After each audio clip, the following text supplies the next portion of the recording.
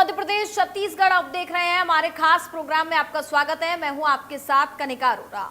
मध्य प्रदेश के कई जिलों में लगातार तेज बारिश होने की वजह से हालात बिगड़ने लगे हैं। राजस्थान के कोटा से पिकनिक मनाने गरुड़ के भानपुरा आए 2 युवकों की गांधी सागर डैम में डूबने से मौत हो गई। घटना रविवार शाम 7 बजे की है। एनडीआरएफ की टीम रात 9 बजे घटनास्थल पर पहुंची। रेस्क्यू ऑपरेशन शुरू किया गया। 15 घंटे की सर्चिंग के बाद सोमवार सुबह 9 बजे दोनों के शव बरामद किए गए। डिंडोरी के मेहदवानी जनपद पंचायत क्षेत्र में धमनी कुसेरा मार्ग बारिश से क्षतिग्रस्त हो गया है। 3 साल पहले प्रधानमंत्री ग्राम सड़क योजना के सड़क यहां पर इस दौरान सड़क बनी थी और सड़क टूटने से इस रास्ते पर भारी वाहनों की आवाजाही रोक दी गई थी। सीहोर जिले के पार्वती और पपनाश नदी भारी बारिश के चलते उफान पर है। पार्वती नदी पर हादसा होते होते बचा। पानी पुल के ऊपर से बह रहा था। इस बीच कार चालक ने लोगों के मना करने के बाद भी कार नहीं रोकी और आगे जाकर के वो फंस गई। लोगों ने कार सवार को बाहर निकाला। मंडला में पिछले 24 घंटे में हुई भारी बारिश से नर्मदा नदी का जलस्तर वार्निंग लेवल क्रॉस कर 437.40 मीटर पर पहुंच गया है। माहिष्मती घाट स्थित छोटा पुल पर भी यहां पर डूब गया है और साथ ही मटियारी, सुरपन, बंजर सहित कई नदियां उफान पर हैं। जबलपुर, उमरिया, मंडला, डिंडोरी, बालाघाट और अनूपपुर में स्कूलों और आंगनबाड़ियों की छुट्टी कर दी गई है। मौसम विभाग ने 8 जिलों में भारी बारिश का अलर्ट जारी किया है। मौसम विभाग के अनुसार हरदा, नर्मदापुरम, विदिशा, रायसेन, गुना, अशोकनगर, श्योपुर और सिवनी में भारी बारिश जारी रहने का अलर्ट है। तो वहीं सीहोर, बैतूल, छिंदवाड़ा, साथ ही साथ खंडवा, शिवपुरी, बालाघाट में मध्यम बारिश जारी रहेगी। देवास, भोपाल, सागर, बुरहानपुर, सिवनी, जबलपुर, दमोह, कटनी, नरसिंहपुर, टीकमगढ़, छतरपुर, पन्ना, मैयर, भिंड, दतिया, मुरैना, ग्वालियर, मंडला, डिंडोरी, सिंगरौली, अनूपपुर, बड़वानी, धार, इंदौर, अलीराजपुर और खरगोन में हल्की बारिश हो सकती है। आज इसी मुद्दे पर हम विस्तार से बातचीत करेंगे। चर्चा के लिए हमारे साथ पर्यावरण से जुड़ रहे हैं और साथ ही साथ हमारे रिपोर्टर भी ग्राउंड जीरो से जुड़ेंगे, जो कि तमाम जानकारी हम तक पहुंचाएंगे। किस कदर हालात फिलहाल जो बने हुए हैं यहाँ पर, उस बारे में हम चर्चा करेंगे। चूंकि भारी बारिश का दौर लगातार जारी है, ऐसे में देखा जाए तो कई इलाके यहाँ पर जलभराव की स्थिति से जूझ रहे हैं। नदी नाले यहाँ पर उफान पर बताए जा रहे हैं। इस कदर हालात यहाँ पर बने हुए हैं। तस्वीरें भी देखिए, हम आपको दिखा रहे हैं किस कदर जलभराव की स्थिति है। नदी नाले उफान पर है।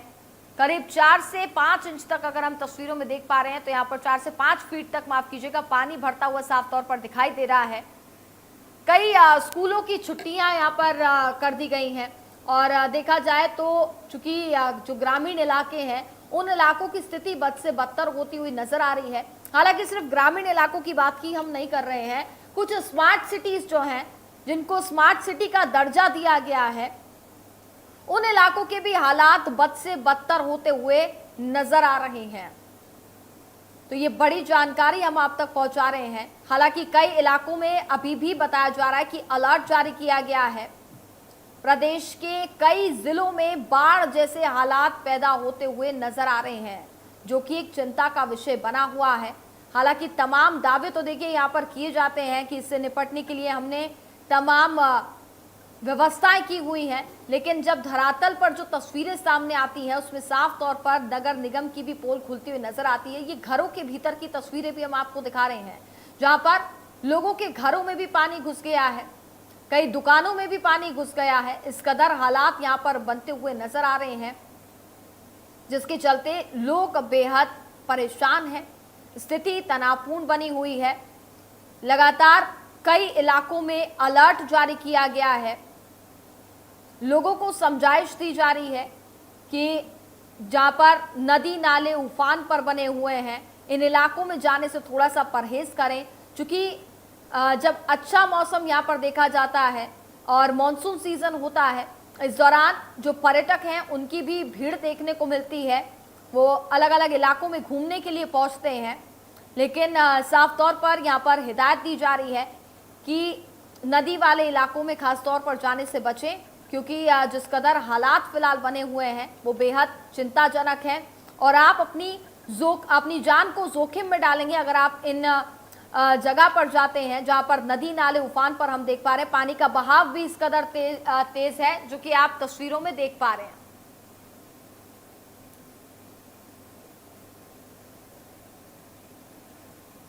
चलिए, हमारे साथ ज्यादा बातचीत करेंगे हमारे संवाददाता राजेश विश्वकर्मा। इस वक्त जबलपुर से ग्राउंड जीरो से हमारे साथ जुड़ चुके हैं, सीधे पहले उनके पास चलेंगे और सबसे पहले राजेश से समझना चाहूंगी। राजेश, किस कदर स्थिति फिलहाल हम जबलपुर में इस वक्त देख पा रहे हैं, चूंकि लगातार भारी बारिश का दौर जारी है, कई इलाकों में अलर्ट जारी किया गया है, जल भराव की स्थिति यहां पर हम देख पा रहे हैं, लगातार कई हादसे भी हो रहे हैं।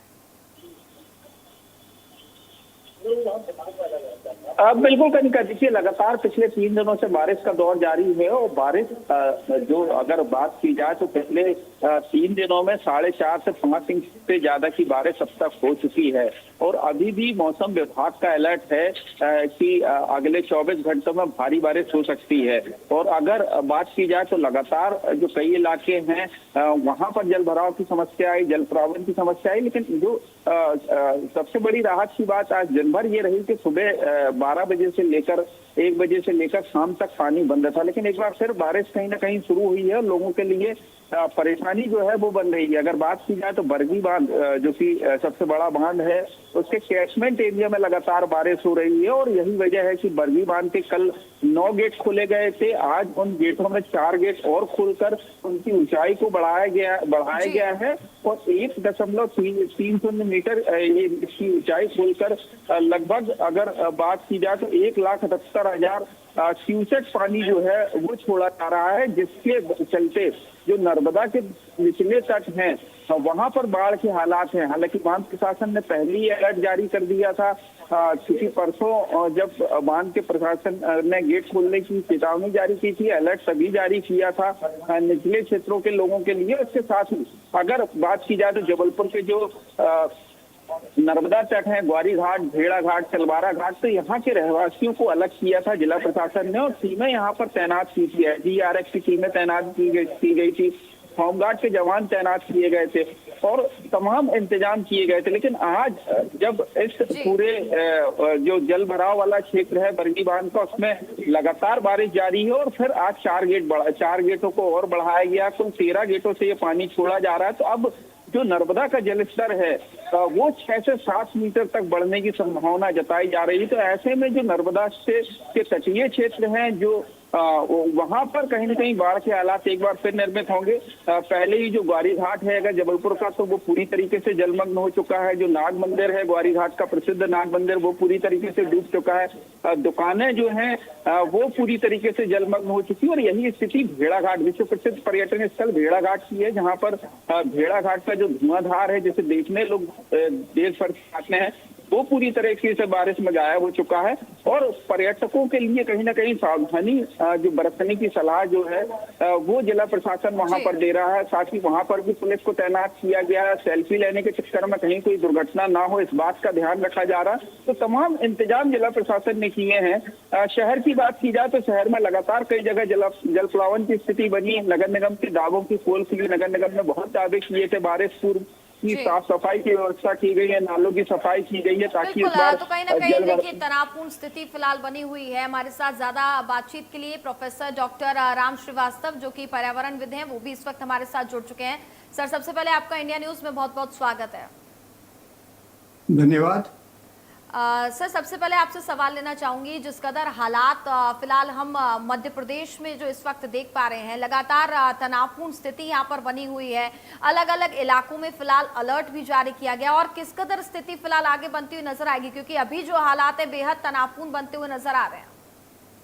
ये जो तनावपूर्ण स्थिति बन रही है ये हमारी अपनी गलती है, क्योंकि टाउन और जो विलेज का और कस्बों का जो प्लानिंग होता है उसमें हाईएस्ट फ्लड लेवल का हम कभी ध्यान नहीं रखते। दूसरे यह जिस तरीके से जंगलों की कटाई हो गई है तो पानी को कहीं रोकने का स्थान ही नहीं मिलता है। वो सीधा वर्षा जैसी होती है वो सीधा नदियों में चला आता है, जो नदी की सहायक नदियाँ हैं उनमें चला आता है और उसमें अपने साथ जो है चूंकि जड़ें नहीं है, पेड़ कट गए हैं, उस वजह से क्या होता है कि जो मिट्टी का बहाव है वो छोटे छोटे बांधों में सिल्टिंग कर देता है, इसलिए वो ओवरफ्लो होने लगते हैं। बरगी बांध में भी अगर आप देखेंगे तो काफी समय से सिल्टिंग होता जा रहा है उसके कैचमेंट एरिया में, और यही एक कारण है कि थोड़ी बहुत भी बरसात होती है तो इमीडिएटली उनको बांध के दरवाजे खोलने पड़ते हैं। खैर देखिए, ये तो एक टेक्निकल मुद्दा है, पर असल चीज ये है कि अगर 100 मिलीमीटर पानी 1 घंटे में गिर जाए तो उसको अपन बादल का फटना कहते हैं। और जी। जो फिलहाल मध्य प्रदेश की हालत है उसमें कहीं तो बहुत ज्यादा पानी गिर रहा है, कहीं जैसे अभी यहाँ पर इंदौर वाले क्षेत्र में पानी अभी बहुत कम गिरा है, मुश्किल से 5 इंच गिरा है, और जबकि अभी तक करीब करीब नहीं तो 8 इंच तो हो जाना चाहिए था। जी। सामान्य स्थिति में अगर 1 इंच पानी 1 घंटे में गिरता है तो भी भारी बारिश होती है, लेकिन जो एवरेज होती है 8-8 दिन का, जिसमें कि झील लगा करती थी, अब वो झील नहीं लगती है। अब तो बादलों का झुंड आता है, एक साथ गिर जाता है। अब ये बादलों का झुंड एक साथ क्यों आता है, जो रैंडम जगह पर क्यों जाता है, ये एक वैज्ञानिक सत्य है, और इसको मौसम विज्ञानी तभी सॉल्व कर सकते हैं जब हमारे यहाँ जगह जगह जो है वेदर रडार लग जाए। अभी वेदर रडार हमारे यहाँ ज़्यादा प्रचलित नहीं है। जहाँ वेदर रडार होते हैं वहाँ ये है कि करेक्ट घोषणा कर दी जाती है कि 8:10 पर आपके यहाँ इतना पानी गिरेगा, जी। और सच में गिरता है। आजकल तो टेक्नोलॉजी इतनी आगे बढ़ चुकी है, कहाँ पर कितना पानी गिरा है और वो पानी आज से 100 किलोमीटर दूर से आकर यहाँ पर कितनी देर में आएगा और उस पर कितनी फ्लड बनेगी, कितना लोग डूबेंगे, उस सब का आकलन जो है कंप्यूटराइज हो जाता है। अभी हमारी जो ये इंडियन वेदर का जो टेक्निक है वो आधुनिक करने की कोशिश की है, लेकिन वो परफेक्ट आधुनिक नहीं है। अभी भी काफी जो क्लासिकल मेथड है उनसे वो गणना करते हैं, जो कि ठीक नहीं है। अब एक एक जिले में एक जगह से आप रेन गेज रखते हैं, उससे क्या फायदा है? जहाँ जगह जगह पर कम से कम तहसील स्तर पर तो रेन गेज होना चाहिए। और जी। फिर इसके अलावा हमको 2 तरह की प्लानिंग होती है। एक तो इमीडिएट तनाव से कैसे निपटें, इमीडिएटली ये तो अपन सरकार करती है, जब बाढ़ आ जाती है तो सहायता दल वहाँ पहुंच जाते हैं, बचाव दल पहुंच जाते हैं, लोगों को निकालने की व्यवस्था कर दी जाती है। लेकिन ये नौबत आती क्यों है? अरे आप कभी भी रेलवे की लाइन पर देखिए, पुल पर देखिए, वहाँ निशान लगा हुआ HFL लिखा है, हाईएस्ट फ्लड लेवल। तो अब जब हाईएस्ट फ्लड लेवल हमको मालूम है, इतना है, तो उस जगह मकान क्यों बनाने दिए जाते हैं? जी। ये प्लानिंग की गलती है। और जब वो बन जाते हैं तब जो है वहां पर भयंकर पानी भर जाता है, उसका कोई निकास नहीं होता है। तो यही एक कारण है कि हमको लॉन्ग रन प्लानिंग करना पड़ेगा, और निश्चित रूप से हर जगह का। क्योंकि देखिए, एक जमाना था जब कोसी नदी के तट पर पानी जो है टूट कर चला आता था। अरे यहाँ तो छोड़िए, आज की स्थिति में ये है कि नीदरलैंड में अगर जाएंगे तो वहाँ का जो जमीन का लेवल है समुद्र के लेवल से नीचे है, इसके जी। बावजूद भी उनने उसकी रुकावट की हुई है। तो जब वहाँ कर सकते हैं, आप देखिए जितना भी पानी सिंगापुर में गिरता है, सिंगापुर तो बहुत छोटा सा एरिया है, लेकिन वहाँ पीने के पानी की व्यवस्था क्या की है उन्होंने? समुद्र के अंदर उन्होंने उसके पीने वाले पानी, बरसात के पानी को समुद्र में इकट्ठा किया है। अब आप कहेंगे समुद्र में कैसे इकट्ठा किया है? अब उसको जाके टेक्निक देखना चाहिए। समुद्र में भी पानी इकट्ठा किया जा सकता है और उसको फिल्टर करके पानी में पीने के लिए दिया जाता है, मीठा पानी। तो विज्ञान बहुत आगे बढ़ चुका है, और हम मध्य प्रदेश में अभी भी जो है मेरा ख्याल है 19वीं सदी में काम कर रहे हैं। और भगवान के ऊपर निर्भर करता है कि बस दुआ मनाइए, हवन करिए, पानी गिर जाए कहीं तो, और कहीं जो है ज्यादा गिर जाता है। और इसका कारण जो है वो हमारी अपनी गलतियां जो हैं, उसमें बहुत सारे पैरामीटर हैं। जैसे इंदौर के पास में पीतमपुर की जो अपना औद्योगिक व्यवस्था है, वहां पर जो केमिकल इंजेक्शन हो रहे हैं, हम हाइड्रोकार्बन्स का उतना कहाँ आकलन कर रहे हैं। हमारे यहाँ तो सिर्फ AQI देखते हैं। AQI देखने से क्या होता है? उसके अंदर केमिकल्स कौन से जा रहे हैं, क्या वहाँ क्लोरोफ्लोरोकार्बन्स निकल रहे हैं?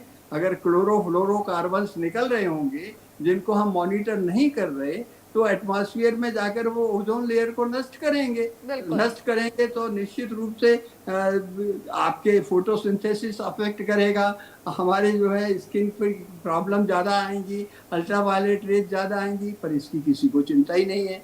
शायद अब आगे समय निकल कर हमारी नई सरकार जो अभी है काफ़ी जागरूक है और विज्ञान के इन चीज़ों को वो निश्चित रूप से देखेगी, समझेगी। और बहुत सी कमियां, जैसे आप देखिए, एक छोटा सा उदाहरण मैं आपको देता हूँ। इंदौर में बाईपास बना तो उन्होंने इस बात का ध्यान नहीं रखा कि राला मंडल की पहाड़ी और देवगुड़िया की पहाड़ी का जो पानी जाएगा वो कहाँ जाएगा।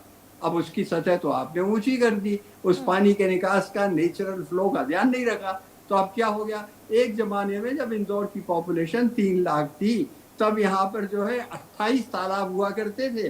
और 1953 की बात है, मैंने अपनी आंखों से देखा है कि यहाँ जो है रेजिडेंसी एरिया के पास जो आज गंदा नाला बहता है वहाँ लोग बोटिंग करते थे, मछलियाँ पकड़ते थे। और वहाँ हनुमान का एक मंदिर है, वहाँ पर झरना बहता रहता था। ये मैंने अपनी आंखों से बचपन में देखा है। तो उस जमाने में जब इतना ज्यादा तालाब थे तो आज वो तालाब क्यों थे वहां पर, जिससे कि वाटर कैचमेंट जो है बिल्कुल, कहीं ना कहीं तो तमाम गलतियां हैं जो कि आपने यहाँ पर गिनाई हैं, जिसका खामियाजा फिलहाल मध्य प्रदेश को यहाँ पर भुगतना पड़ रहा है। आपके पास दोबारा लौटूंगी सर, और राजेश भी लगातार हमारे साथ बने हुए हैं। राजेश, फिलहाल जलभराव की स्थिति जो हम देख पा रहे हैं, जो हालात इस वक्त बने हुए हैं, इससे निपटने के लिए क्या कुछ व्यवस्थाएं की जा रही हैं? बिल्कुल कनिका, देखिए लगातार बारिश का दौर जारी है और अभी 24 घंटे का भारी बारिश का अलर्ट है। और आप देख सकते हैं, मैं आपको दिखाना चाहूंगा कि लगातार एक बार फिर कहीं ना कहीं तेज बारिश जबलपुर में शुरू हुई है और कई इलाके हैं जहां पर जरा सी बारिश में जल भराव और जल जमाव और जल प्लावन की स्थिति बनती है। अगर बात की जाए तो जो धमतरी नगर कॉलोनी है वहां पर पानी भरता है, लोग परेशान रहते हैं। जो क्या कहते हैं घमापुर का इलाका है वहां पर पानी भरता है। और रोज कहीं ना कहीं जो वीडियो है सोशल मीडिया पर और हम लोगों के पास लगातार आते हैं। नगर निगम ये दावे करता है कि हमने इस इलाके के नालों को साफ किया है। बिल्कुल तमाम दावे राजेश यहाँ पर नगर निगम भी करता है कि नालों की यहाँ पर सफाई की गई है, लेकिन जब धरातल पर देखिए हम तस्वीरें यहाँ पर देख पा रहे हैं, आपने भी जो तस्वीरें हमें दिखाई, सिर्फ थोड़ी बहुत बारिश में भी यहाँ पर जलभराव की स्थिति देखी जाती है। हालांकि इससे निपटने के लिए तमाम व्यवस्थाएं करनी होगी। फिलहाल बहुत बहुत धन्यवाद आपका तमाम जानकारी हम तक पहुँचाने के लिए। चलिए श्रीवास्तव जी, अब मैं आपके पास आना चाहूंगी और अब आपसे समझना चाहूंगी, चूंकि तमाम चीजें आपने यहाँ पर विस्तार से बताई, तो कहीं ना कहीं देखिए ये भी माना जाए कि जो टेक्नोलॉजी का इस्तेमाल सही तरीके से होना चाहिए वो भी फिलहाल यहाँ पर नहीं हो रहा है। बिल्कुल नहीं हो रहा है, वेदर रडार नहीं लग रहे हैं जिससे कि हमको ये पता लगे एग्जैक्टली। अभी तो हालत ये है, अगर ये कह दिया जाए भारी से भारी बरसात हो रही है इस जगह पर, तो दूसरे दिन लोग देखते हैं कि वहां पर धूप निकल रही है। ये तो आश्चर्य की बात है। हमारे प्रेडिक्शन क्यों गलत हो रहे हैं? क्योंकि वो आज से कम 50 साल पुरानी टेक्नोलॉजी का हम उपयोग कर रहे हैं आज की तारीख में। हालांकि वेदर रडार पूना में लगा हुआ है, दूसरे बड़े शहरों में लगा हुआ है, लेकिन मध्य प्रदेश में जो एक स्थानीय स्तर पर वेदर फोरकास्टिंग की व्यवस्था होना चाहिए वो अभी भी नहीं है। और सिर्फ ये कह देने से कि रेड अलर्ट है या ऑरेंज अलर्ट है, बल्कि ये प्रिसाइजली आज अगर आप विकसित देशों में कहीं भी जाएंगे, उदाहरण के लिए आप अमेरिका में जाइए, तो वहाँ आपको जो वेदर चैनल है उस पर क्लियर कट मिल जाएगा, अमुक समय पर इतने बजकर इतने मिनट पर बारिश की संभावना है, बारिश होगी और कितनी होगी एग्जैक्टली आप घड़ी मिला लीजिए। 8:10 लिखा है तो 8:10 पानी गिरता है। यहाँ हम बादलों को ट्रैक नहीं कर पाते।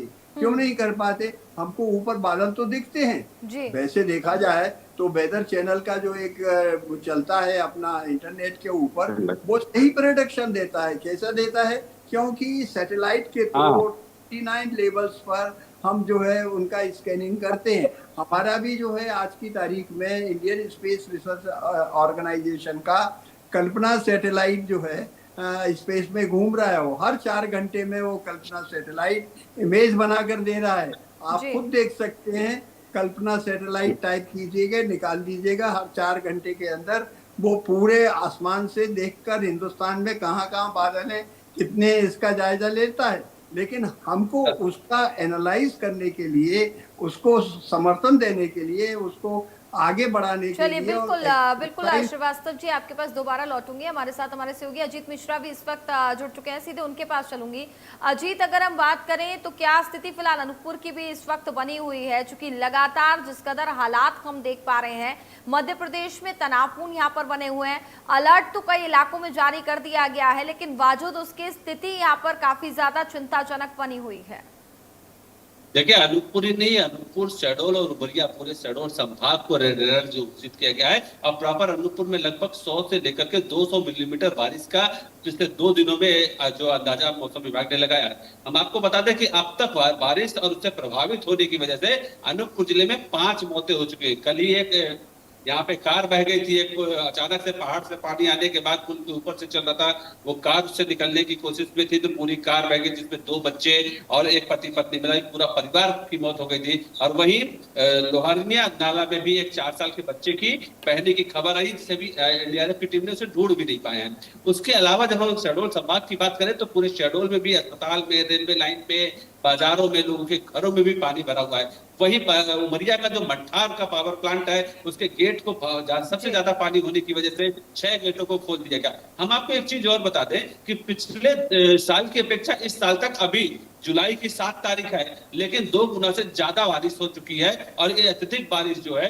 लोगों के लिए परेशानी का सबब भी बिल्कुल, ये बारिश कहीं ना कहीं लोगों के लिए यहाँ पर परेशानी का सबब बनती हुई नजर आ रही है। ऐसे में तमाम व्यवस्थाएं यहाँ पर राज्य सरकार की तरफ से, प्रशासन को भी पूरी तरीके से यहाँ पर अलर्ट होना होगा। श्रीवास्तव जी, माफ कीजिएगा, समय की थोड़ी सी कमी है और ऐसे में अब यहाँ पर पूरी व्यवस्थाएं राज्य सरकार को भी देखनी होंगी और प्रशासन को भी पूरी तरीके से अलर्ट होना होगा। फिलहाल आपका बहुत बहुत धन्यवाद हमारे साथ चर्चा में जुड़ने के लिए। और इसी के साथ इस बुलेटिन में फिलहाल बस इतना ही। आप देखते रहिए इंडिया न्यूज मध्य प्रदेश छत्तीसगढ़। नमस्कार।